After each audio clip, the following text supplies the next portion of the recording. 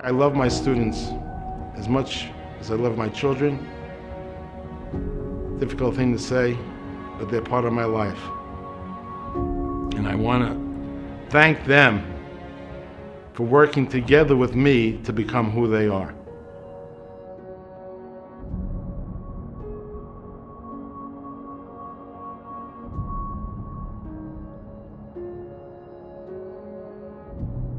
Rabbi Avraham Rockmill spent more than 50 years giving of himself in this institution, Ohr Somayach. He was a mentor, a special person in his community, with his friends, with family, with people that needed help everywhere. That's the type of person he was. He was a serious person, a strong person. He was a throwback to a time where we don't have that kind of people anymore. He was real. He was real in a way that you don't see that type of realness. He wasn't afraid to say you made a mistake, but at the same time, he wasn't too busy to be there to help you figure out how to solve that mistake, how to fix it. Very special person. So I want to just share one story from our interaction when I worked for him. I think it's a beautiful story, an important lesson which I live with and repeat many times to other people. So now you'll hear it and hopefully it'll spread in his name. This is what Rabbi Avraham Rockmill taught me. So I was new teaching in the program, and Rabbi Rockmill gave me an unbelievable lesson when I was starting out to make sure that I didn't get confused what I'm there for. I didn't get confused what the essence is it all about. What's it all about? What am I there for? Am I there to give a nice idea over? Or am I there to help that student that needs help, that wants a connection, that wants to solve his problems? What am I there for? Is it to give over a piece of Torah only, or is there something more to it? And he said like this. He said, Yitzchak, I'll tell you. You're going to come and you want to give over a piece of Torah, you want to give over a nice vort, and you know, that's important. But years from now, what your students are going to remember is not necessarily the idea you told them. What they'll remember is one thing, which is more important, is did you care about them? If they felt that you cared about them and they mattered to you, then you'll make the impression you need to make. Then it'll work. If it's just an idea you're trying to pass over to them, then they'll understand that and it's not going to work. That's essentially what he told me. That it's about letting them know, and of course it must be genuine, that you care about them. Whether it's a program with people that are recovering from issues because of foolish teachers that they had to go through before they got to us, or whether it's a program for the elite. It's not just about passing over information. That's what he taught me. Now, I'd like to add to what he said, not that it needs any addition. He knew that this was the emes and the truth because he lived it. You know, the Torah that we learn is not an idea to learn, it's an idea to live, and he lived it. He learned from experience that that's what's the most important thing, and he didn't need a proof. And he didn't need to go and find a great rabbi that said so, because he knew it from life, from his own nisayon. And I agree, I'm not arguing, but I would like to share a place in the Torah where we could find the same idea, because I think it's going to add so much appreciation and so much beauty and power to what he said. Because nothing speaks stronger and more powerful and more loud than the whispers of Hashem that you can hear through the Torah. So let's listen up. When Hashem decided it's time to write the third book of the Torah, the book of Vayikra, which means that God called to Moshe. When Moshe was comprehended that God wanted him to write Vayikra, the word Vayikra, he said he wanted to voice his opinion, and his opinion was that he preferred not to write Vayikra. Essentially, he was trying to negotiate with Hashem. We'll give it a very soft term. You could call it argue, you could call it being difficult, you could call it negotiate. He was saying, Hashem, I would rather not write the word Vayikra because Vayikra is a very special word. Now I'll introduce to you what Vayikra means if you haven't seen it yet. Rashi helps us and tells us. Vayikra simply means you matter, you're important, and I care about you. And that's a unique term that the angels use, because the angels in that heavenly realm where everything is so beautiful and so clear, there's an intrinsic value that each angel has for the other, and an affection to the other. And so the angels use this word Vayikra, and Hashem wanted Moshe to use the same word Vayikra because it implies that Moshe was important. Moshe mattered. Moshe was loved and cared for by Hashem. In every dialogue that was always present.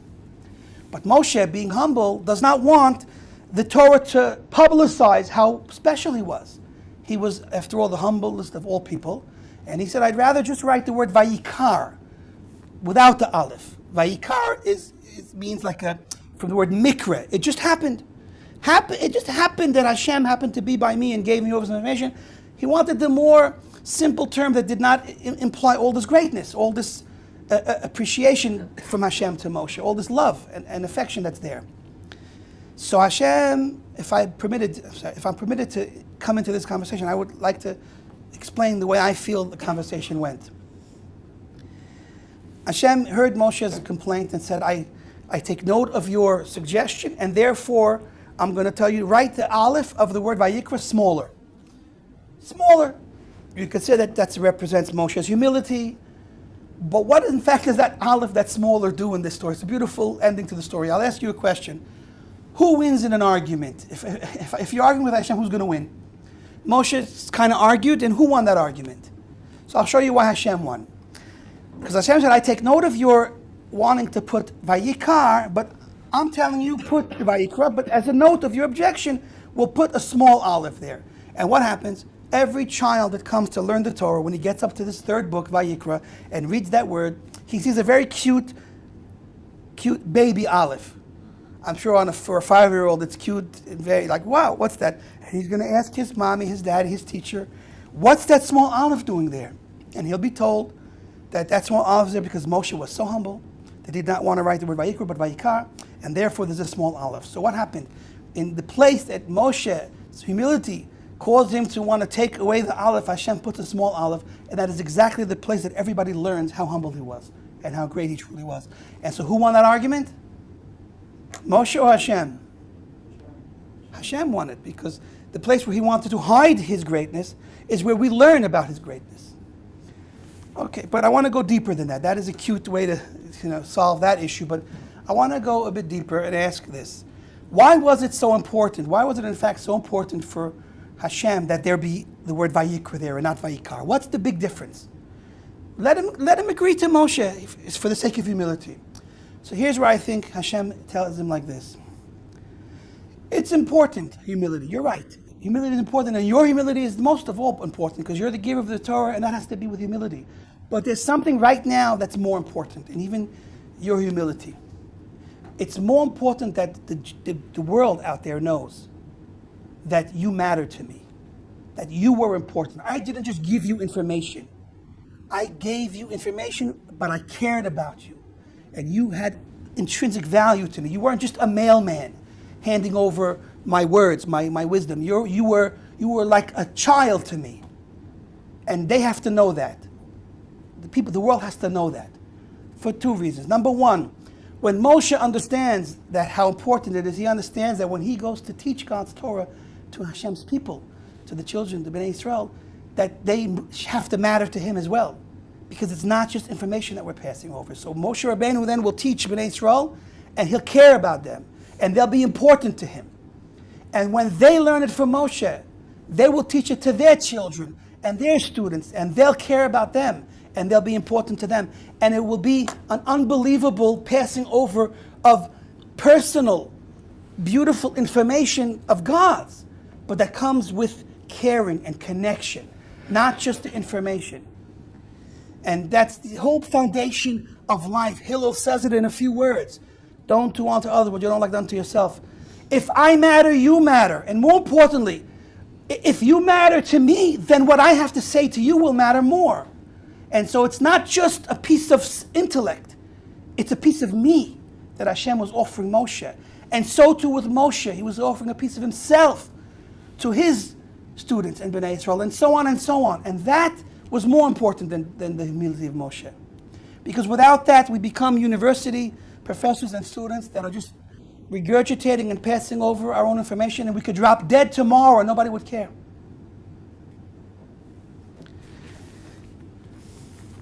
And so this is something I think we all need to internalize and live with. It's not just the idea of knowing what's right. It's about, first of all, doing it, living it, but it's also about the idea that we are real people with real feelings, flesh and blood, and we need each other. We need each other. We need to care about each other. Otherwise, we're just all alone in our own bubble world. Nobody wants to be alone. God says from the first day of creation, it's not good for man to be alone. He made him a helper, someone to help him that he can help and that they can matter to and connect with and share this beautiful world that Hashem gave to us in all its wisdom. Share it with love, with connection. And every communication you have with people, there's an intimacy there. And if it's not there, we become robots, just mumbling, jumbling words out of our mouths. There's a connection. We matter to each other. It's personal. And that's how we make this world a better place, by making the people around you better and by making real connections.